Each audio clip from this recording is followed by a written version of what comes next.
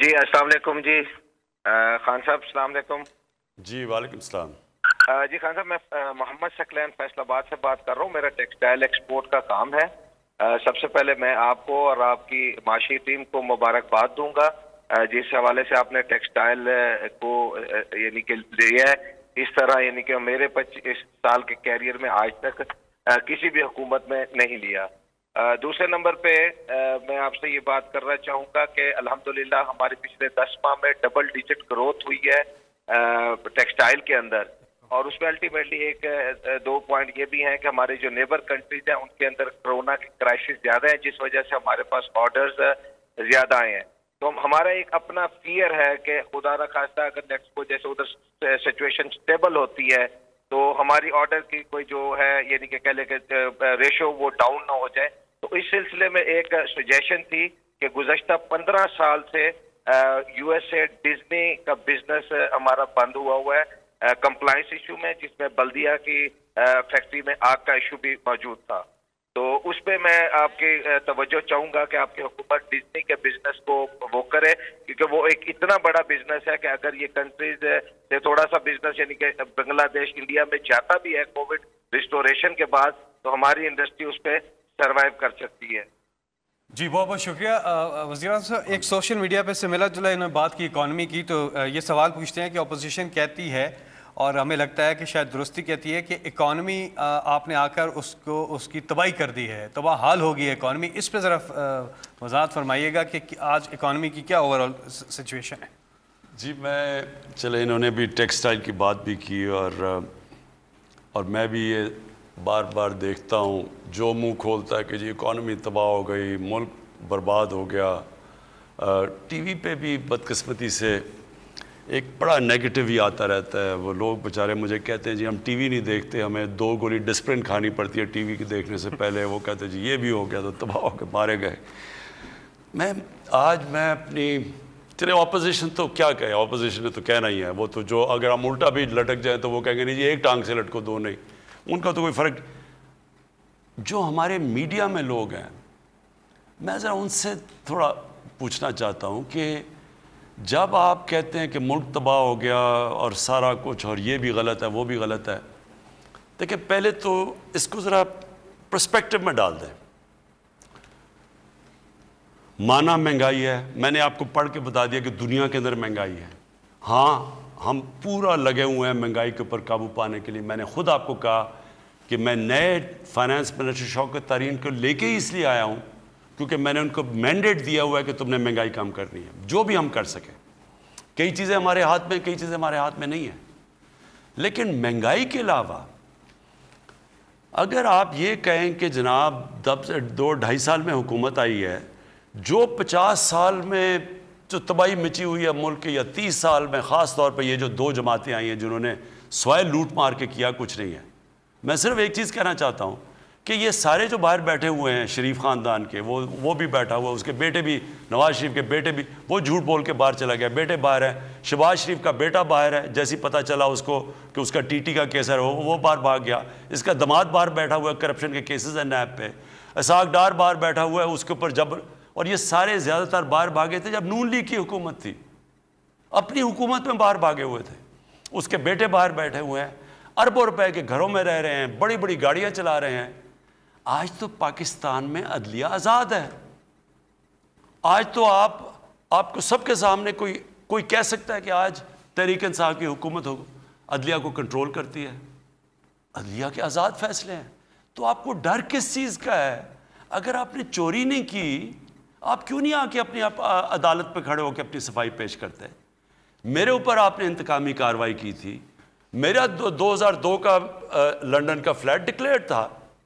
مجھے 8 مہینے عدالت میں کھڑے کر کے ہر سوال پوچھا گیا, اور میں پاکستان سے حلال کی کمائی کا پیسہ فلیٹ بیچ کے پاکستان لے کے آ رہا ہوں, بینکنگ چینل سے لے کے آ رہا ہوں. پھر بھی 8 مہینے انہوں نے میرے سے ایک سوال پوچھا اور ثبوت مانگے. یہ باہر بیٹھے ہوئے ہیں, ایک یہ ثبوت نہیں دے سکتے کہ یہ جو بیٹے اربوں روپے کی پراپرٹیز میں رہتے ہیں, جو مریم نواز کے نام پہ 4 بڑے بڑے محل ہیں مے فیئر میں, ایک یہ بتا نہیں سکتے کہ کدھر سے پیسہ آیا, کون سی منی ٹریل ہے. اور ملک سے پیسہ باہر جا رہا ہے. اور پھر ابھی یہ جو شہباز شریف ڈرامے کر رہے ہیں 7 ارب روپے کی، 7 ارب روپے کا صرف ایک کیس ہے. باقی تو انہوں نے جو ان کے اوپر جو چیزیں ہیں، جو انہوں نے پیسہ باہر بھجوایا، تو کسی کو اندازہ نہیں ہے. ہم سب لندن جانتے ہیں، میں جانتا ہوں لندن کو، مجھے پتہ یہ کدھر کدھر رہتے ہیں. برطانیہ کا پرائم منسٹر ان گھروں میں نہیں رہ سکتا جدھر ان کے بیٹے رہتے ہیں. تو سب سے بڑی بات یہ ہے کہ اگر آپ کو فکر نہیں ہے، بجائے وہاں باہر بیٹھ کے شور مچانے کے کہ انتظار کریں جی کہ این آر او ملے گا، تو پھر جس طرح مشرف کے دور میں باہر بیٹھ چلے گئے، وہاں جب این آر او ملا واپس آ گئے. اس بار یہ این آر او نہیں ملنے لگا. این آر او تو ملنا چھوڑیں، میں گورنمنٹ میں ہوں یا نہ ہوں، جب تک میں زندہ ہوں میں آپ کو تب تک نہیں چھوڑوں گا جب تک آپ ملک کا پیسہ واپس نہیں کریں گے. اب آ جائیں جی اس چیز کے اوپر. ہم بیٹھ کے کہتے ہیں جی ہر روز کہ یہ بھی تباہ ہو گیا، وہ بھی. یہ اب تو تباہ نہیں ہوا. یہ ادارے جو تباہ ہوئے ہیں، یہ جو سارے ہمیں ملے ہیں، یہ کوئی 1 سال 2 سال میں تو نہیں ہوئے. اور یہ اپنی قوم کو بتانا چاہتا ہوں، ایک نیا ادارہ بنانا بڑا آسان ہے. ایک پرانا ادارہ جو خراب ہوا اس کو ٹھیک کرنا بہت مشکل کام ہے. مثال دیتا ہوں، ہم نے 3.25 سال میں شوکت خانم ہاسپٹل کھڑا کیا پشاور کے اندر، جو انٹرنیشنل سٹینڈرڈ کا ہاسپٹل ہے. ہم وہ سرکاری ہسپتال جو ایل آر ایچ اور یہ جو گورنمنٹ کے سرکاری ہاسپٹل تھے، وہ 7 سال سے لگے ہوئے ہیں ان کی اصلاحات کرنے، اور ابھی فرق پڑنا شروع ہوا ہے. آہستہ آہستہ فرق پڑتا ہے. یہ یاد رکھ لیں کہ جب ایک ادارہ تباہ ہو جاتا ہے اس کو ٹھیک کرنا آسان کام نہیں ہے. لیکن میں صرف ایک چیز آپ کے سامنے لانا چاہتا ہوں کہ میں ان لوگوں کو، پہلے میں ابھی اکانومی پہ بھی آنا چاہتا ہوں. ہم نے یہ جو گورنمنٹ کارپوریشنز ہیں، ہم نے 1 سال میں ان کے جو لاسز تھے، یہ جو خسارہ کر رہے تھے، 286 ارب روپے کا خسارہ کر رہے تھے، اس کو 1 سال میں ہم نے 143 روپے پہ لے آئے ہیں. یعنی آدھے سے بھی کم خسارہ کر دیا ہے. تو اس کا مطلب کہ اصلاحات ہو رہی ہیں. پھر اب میں آتا ہوں اکانومی کے اوپر. ہمیں جو اکانومی ملی تھی وہ کیا تھی؟ اس کے اندر پاکستان کی تاریخ کا سب سے بڑا خسارہ تھا کرنٹ اکاؤنٹ ڈیفیسٹ، یعنی جو ڈالر اندر اور باہر جا رہے تھے ان میں تاریخی 19.2 ارب ڈالر کا خسارہ تھا، جو پاکستان تاریخ کا سب سے بڑا تھا. اور اس کے علاوہ جو ہمارے ریزروز تھے وہ 10 ارب ڈالر پہ گر چکے تھے. اور جو ہماری لائبلٹیز جو ہم نے قسطیں دینی تھی، جو ہم نے بیرون ملک، وہ اس سے زیادہ تھے. یعنی کہ ہم بینکرپٹ تھے. اب اس سے آ جائیں آپ. میں صرف اپنے میڈیا لوگوں کو بھی، عوام کو بھی بتانا چاہتا ہوں کہ آپ کیسے کہیں گے کہ مثلا ایک گھر بینکرپٹ تھا، تو کیسے کہیں گے؟ وہ اگلا کہے گا نہیں جی آپ نے ٹھیک نہیں کیا. کیسے فیصلہ کرے گا؟ کون فیصلہ کرے گا ٹھیک ہے؟ اسٹیٹسٹکس، اعداد و شمار یہ فیصلہ کرتے ہیں. اور یہ اب سنیں ذرا، 20 ارب تقریباً 19.2 ارب ڈالر کا خسارہ تھا. آج جو پاکستان کا کرنٹ اکاؤنٹ ڈیفیسٹ ہے وہ سرپلس میں چلا گیا ہے، اور سرپلس میں 10 مہینے سے سرپلس میں ہیں. یہ کوئی نہیں سمجھ رہا تھا کہ اتنے تھوڑے ٹائم میں ہم جو ڈالر اندر آ رہے ہیں وہ زیادہ ہیں، باہر جا رہے ہیں وہ کم ہیں. اس کی وجہ سے کیا ہوا ہے؟ ہمارے جو ریزروز ہیں، جو فارن ایکسچینج ریزروز ہیں، وہ اوپر جانے شروع ہو گئے ہیں. جو بالکل ایک طرف نیچے چلے گئے تھے، ڈیفالٹ کی طرف تھے، اور سعودی عربیہ اور یو اے ای اور چائنا ہمیں پیسے نہ دیتے، ہم ڈیفالٹ کر گئے تھے، اور ہمارا روپیہ پتہ نہیں 250-300 روپے کا ڈالر ہونا تھا، اور آج تباہی مچی ہونی تھی.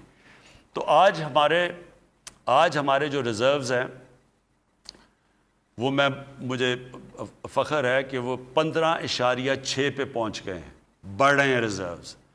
اور دوسری چیز، جو روپیہ ہمارا گر رہا تھا، اور روپیہ ہمارا گر اس لیے رہا تھا کہ ہمارے پاس ڈالر کی شارٹیج تھی. آج ہمارا روپیہ 152 پہ پہنچ گیا. ایک وقت پہ 166 پہ پہنچ گیا تھا جب کرونا کا کرائسس تھا. آج ہمارا روپیہ 152 پہ پہنچ گیا ہے، اور اوپر آیا ہے. پچھلے چند مہینوں میں تکڑا ہوتا گیا. اس کی وجہ کہ ہمارے ریزروز بھی ہیں، اور ہماری جو ایکسپورٹس ہیں وہ 13.5% بڑھی ہیں. نون لیگ کے 5 سالوں کے اندر ایکسپورٹس کی 0 گروتھ تھی. آج ہماری ایکسپورٹس کی 13.5 اس کی گروتھ ریٹ ہے.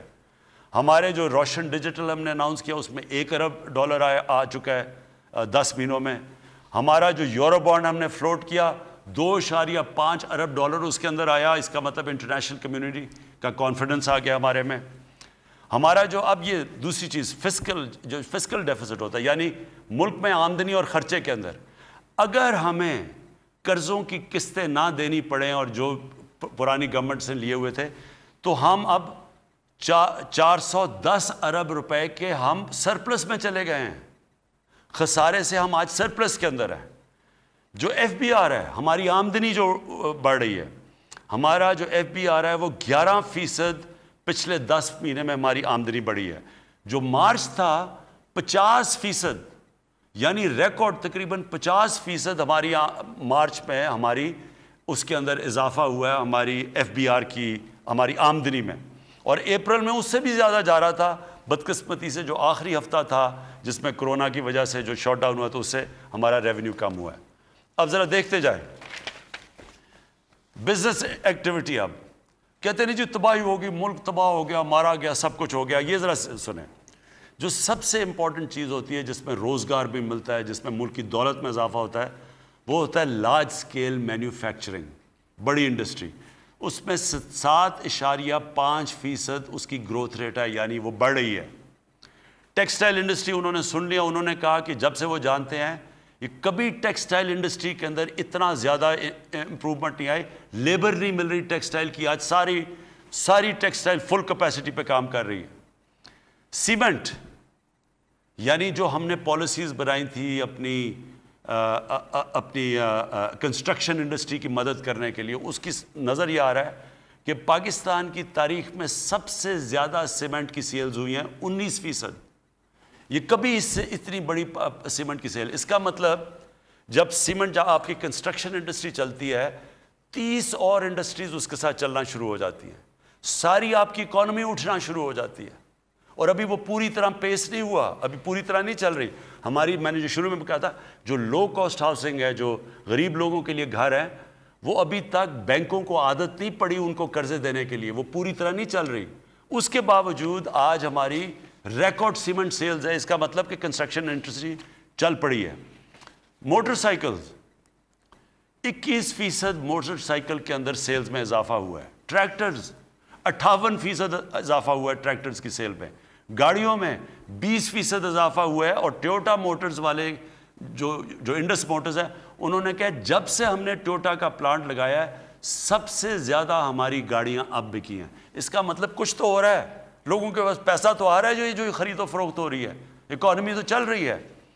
پھر کراچی, جو کراچی سٹاک ایکسچینج ہے, وہ بلومبرگ کہتا ہے کہ بیسٹ پرفارمنگ سٹاک ایکسچینج ہے. 66% اس میں اضافہ ہوا ہے. پھر آئی ٹی کی ایکسپورٹس, یہ جو ہمارا آگے فیوچر ہے آئی ٹی کا, آئی ٹی کی ایکسپورٹس میں 44% ہماری آئی ٹی کی ایکسپورٹس بڑھی ہیں اس سال. اچھا اب آ جائیں, 65% ہماری پبلک تو رہتی ہے دیہات میں. اب یہ لوگ جب کہتے ہیں جی ملک تباہ ہو گیا, آج ذرا دیہات کے اندر حالات دیکھیں. ایک تو آپ کو نظر آ گیا ہوگا کہ اگر ٹریکٹروں کے اندر سیل 58% ہوئی ہے تو کچھ تو, اور یہ جو موٹر سائیکل یہ دیہات کے اندر کچھ تو چینج آیا ہوگا, اور وہ میں بتاتا ہوں کیوں آیا. پہلے تو ہم نے قانون پاس کیا کہ گنے جب کسان اپنا گنا لے کے جاتا ہے شوگر مل کے اندر, اس کو اسی وقت پیسہ دینا چاہیے. پہلے کسانوں سے ظلم ہوتا تھا, کٹوتی ہوتی تھی. اس کو اگر گنے کی قیمت 180 ہے تو اس کو 120 پہ فارغ کر دیتے تھے, اس کو ایک سال پیسہ نہیں دیتے تھے. ہم نے قانون بنایا کہ گنے والے جو بیچارہ کسان محنت کرتا ہے سارا, اس کو اسی وقت پیسہ ملے گا. کبھی گنے والوں کو اتنا زیادہ پیسہ نہیں ملا جتنا ہمارے دور میں ملا ہے, اور اس کی وجہ سے گنے کی جو پروڈکشن ہے وہ 22% گنا کی پروڈکشن بڑھی ہے پاکستان میں. مونگی چاول 13.6% بڑھا ہے, کیونکہ کسانوں کے پاس پیسہ آیا ہے, پہلی طرح ان کو پیسہ ملا ہے. گندم کے اندر ہم نے ان کو جو ریٹس دیے اب گندم کے 500 ارب روپیہ گیا ہے گندم، صرف گندم کے لیے اضافی کسانوں کے پاس. جو مکئی ہے 27.4% مکئی بڑھی ہے پاکستان میں، جو اس کی پروڈکشن بڑھی ہے. لائف سٹاک 2.6%، اس میں ہمیں اب کافی کام کی ضرورت ہے. ہم نے کیلکولیٹ کیا ہے کہ 1100 ارب روپیہ اضافی کسانوں کے پاس کیا ہے اس سال. تو جو اس وقت جب ہم بات کرتے ہیں کہ برے حالات ہیں، تو جو 65% پاکستان جو دیہاتوں میں رہتا ہے ان کے پاس تو کبھی اتنا پیسہ آیا ہی نہیں جتنا آپ پہنچا ہے. تو یہ جو بیٹھ کے ہم کر رہے ہیں، کبھی پوچھیں جائیں کسانوں سے تو پوچھیں کہ ان کو پہلے سے حالات کیسے ہیں. اور یہ ابھی رکے نہیں، ابھی انشاءاللہ جو آگے ہم چیزیں کرنے جا رہے ہیں، کسان کارڈ لے کے آئے ہیں. اب ہم کریں گے کیا کہ کسان کو اگر ہم نے کسی چیز میں اس کو ہم نے سبسڈی دینی ہو، ڈائریکٹلی کارڈ کے تھرو اس کسان کے بینک میں آئے گی. مڈل مین نیچے سے نکل جائے گا، جو پیسے کاٹتے تھے بیچاروں کو ملتا نہیں تھا. پھر ہم نے یہ بھی فیصلہ کیا کہ ہر قسم کا، یعنی اگر کوئی مشکل آتی ہے کسان کے اوپر، ہم نے پیسے دے رہے ہیں، ہم نے کھاد کے لیے اگر کسان کو ہم نے سبسڈائز کرنا ہے، ہم اب ڈائریکٹلی، یہ جو پنجاب نے شروع کیا یہ انشاءاللہ کے پی میں بھی آ جائے گا، ڈائریکٹلی کسان کو پیسہ پہنچے گا اس کے پاس. کوئی بیچ میں اس کے آدمی نہیں ہوگا جو کہ اس کو تنگ کرے گا یا پیسہ کاٹے گا. تو میں ذرا اب سوال یہ پوچھتا ہوں کہ جب ہماری ایکسپورٹس بڑھ رہی ہیں، جب ہماری انڈسٹری بڑھ رہی ہے، جب یہ ریکارڈ سیلز ہو رہی ہیں، تو یہ جو بیٹھ کے ہر روز ہمیں مایوس کر دیتے جو ملک تباہ ہو گیا، مارا گیا، یہ اس وقت ہو رہا ہے جب دنیا کی اکانومیز کنٹریکٹ کر رہی ہیں. آپ ہندوستان کے حالات دیکھیں، آج 22 کروڑ لوگ، میں پھر سے کہتا ہوں، کرونا کی وجہ سے غربت کی لکیر کے نیچے گئے ہیں. اب اور برطانیہ میں دیکھیں 10% ان کی اکانومی کنٹریکٹ کی ہے. اس دور کے اندر یہ پاکستان کے اندر ہم نے اپنی اکانومی کو بھی بچایا ہے، اپنے لوگوں کو بھی کرونا سے بچایا ہے اب تک. اور ماشاءاللہ ہم نے اپنی اس وقت ملک کو ادھر رکھ دیا ہے کہ انشاءاللہ اگر ہم اسی طرح چلتے رہیں تو ہم وہی اس خوشحالی کی طرف جا رہے ہیں جس کی طرف ہماری کوشش تھی. اے نور خدا، نور بصیرت کی طلب ہے، رمضان کا صدقہ تیری رحمت کی طلب ہے. مخفی ہیں اسی ماہ میں رحمت کے قرینے، گرداب سے نکلے ہوئے بخشش کے سفیر. گویا ہیں تیرے عشق میں ہم سب برابر، مجلس کو تو گلدستہ فردوس بنا دے. رندوں کو ثنائے شہ لولاک پلا دے، تو شمع قلم کو ید بیضائی عطا کر. بچوں کو تو افطار میں تسنیم عطا کر. رمضان المبارک کی خصوصی نشریات رمضان میں بول، صرف بول انٹرٹینمنٹ پر. رمضان میں بول